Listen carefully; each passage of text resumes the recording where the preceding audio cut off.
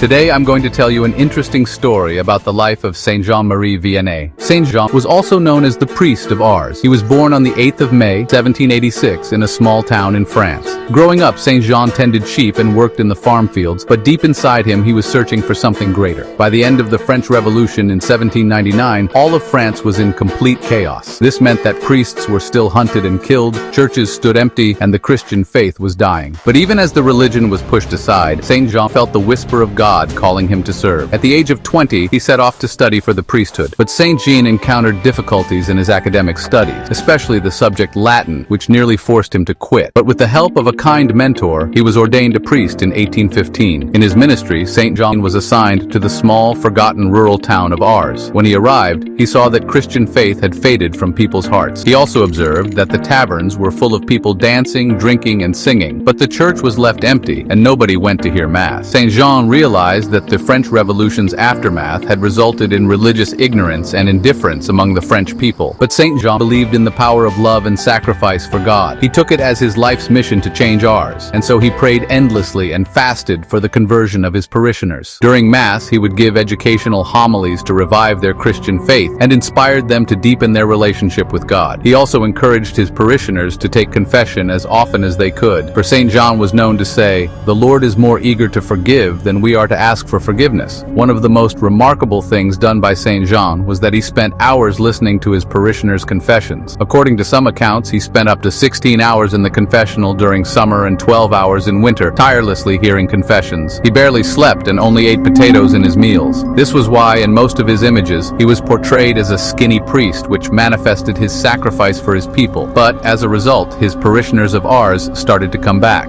Then, the people from other villages flocked to hear Saint Jean's confessions until thousands from across France came to see him. Some people waited for days just to confess to him. On August 4th, 1859, at the age of 73, Saint Jean died from natural death. Though he passed away, his legacy lived on in the hearts of the people of Ars. His small parish grew bigger until a huge shrine was built in his name. Later, Saint Jean was canonized by Pope Pius XI, and today he is celebrated as the patron saint of parish priests. His feast day is celebrated every 4th of August. If you like stories like this, follow, like, and subscribe.